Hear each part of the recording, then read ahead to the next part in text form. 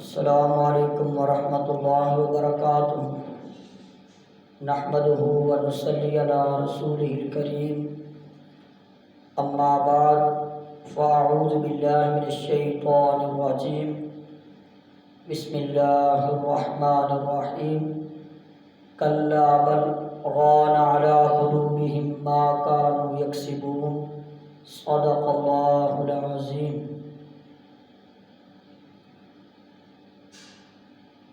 حضرات گرامی قدر، اللہ رب العزت کی توفیق سے آج میں آپ احباب کے سامنے پیغام اسلام کی بساطت سے بیمار دل کی کچھ علامات ذکر کروں گا۔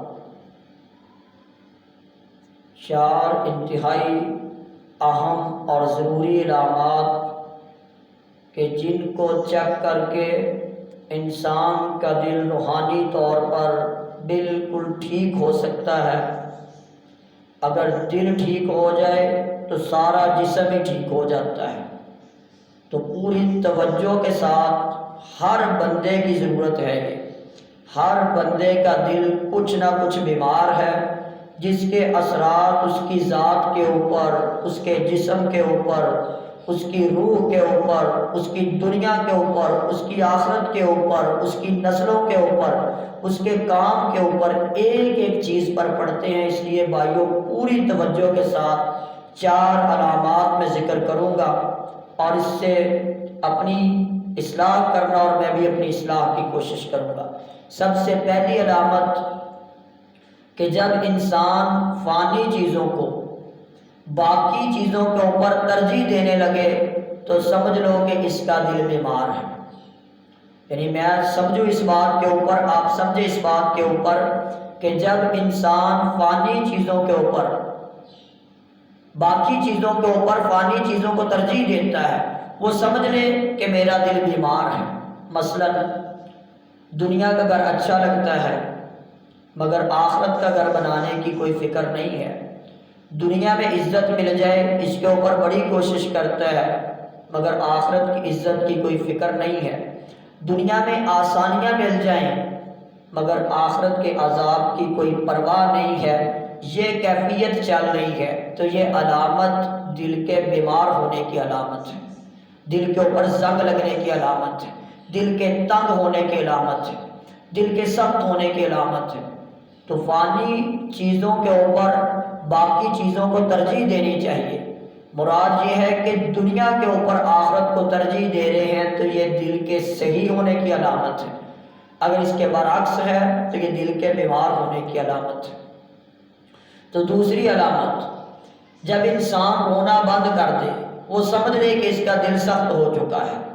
تو کبھی کبھی انسان کی آنکھ روتی ہے، آنکھیں روتی ہیں اور آنکھوں سے آنسو بہتے ہیں۔ کبھی کبھی انسان کا دل روتا ہے اور آنکھوں کے رونے کے اوپر دل کا رونا زیادہ فضیلت رکھتا ہے۔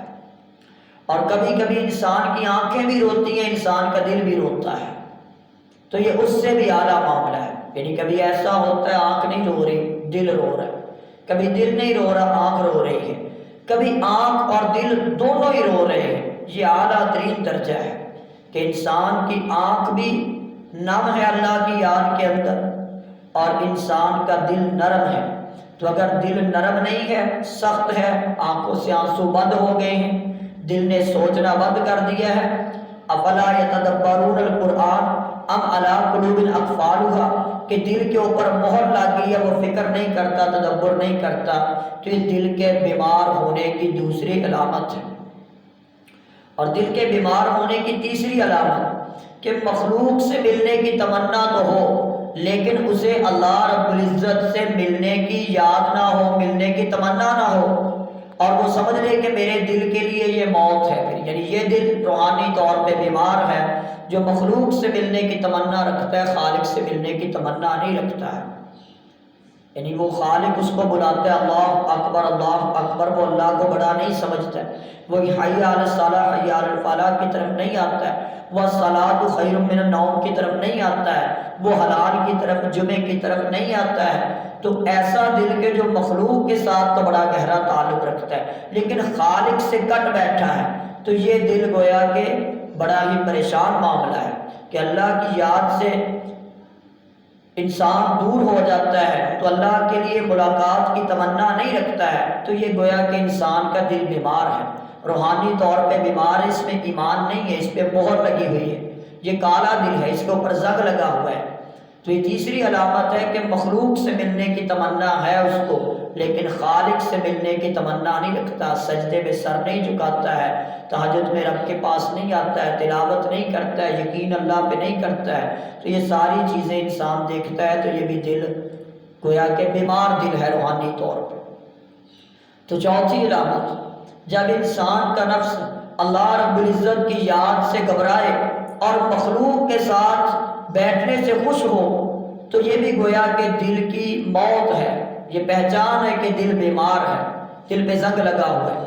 تو اللہ کی یاد سے گھبرانے کا مطلب یہ ہوتا ہے کہ جب انسان کا دل تسبیح سے گھبرائے، نماز سے گھبرائے، مصلی پر بیٹھنا اس کے لیے بوجھل ہو، مسجد میں جانے کو اس کا دل نہ کرے، تلاوت پہ اوپر دل نہ لگے، تو یہ چیزیں اس طرح کی ہیں کہ گویا کہ انسان کا دل مخلوق سے ایسے لگ گیا ہے کہ وہ خالق کی یاد سے گھبراتا ہے، اس کا دل اطمینان میں نہیں ہے، سکون میں نہیں ہے۔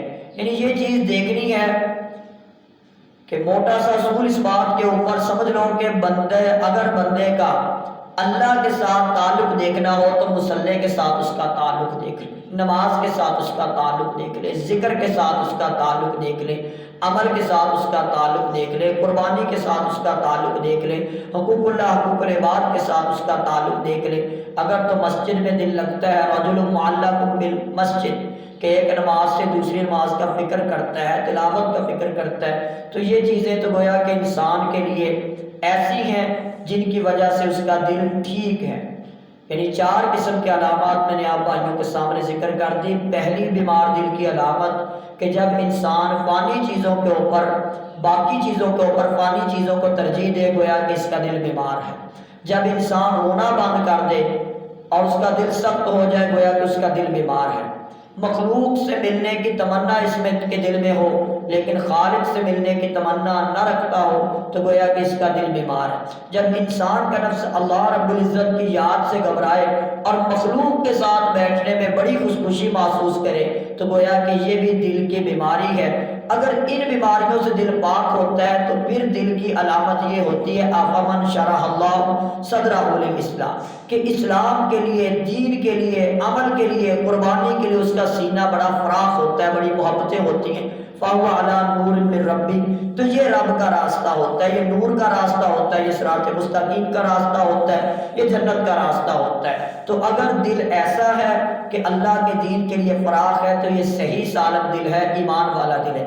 اگر ایسا نہیں ہے، یہ بیمار دل ہے روحانی طور پہ اور یہ مردہ دل ہے، یہ زنگ زدہ دل ہے، تو دعا ہے کہ اللہ رب العزت ہمیں الا بذکر اللہ تطمئن القلوب، قلوب کی طرح اطمینان والا اور سکون والا دل نصیب فرما دے، اللہ کی اطاعت والا اور اللہ کے دین پر عمل کرنے والا، افمن شرح اللہ صدرہ للاسلام والا۔ تو اللہ تعالی ہم سب کو اپنی اصلاح کرنے کی، اپنے دل کی بیماریوں کو چیک کرنے کی اور روحانی طور پر دل صحیح سالم کیسے ہوتا ہے، سلامتی والا کیسے ہوتا ہے، تو اس پر چیکنگ کر کے ہمیں عمل کرنے کی توفیق عطا فرمائے۔ وآخر دعوانا الحمدللہ رب العالمین۔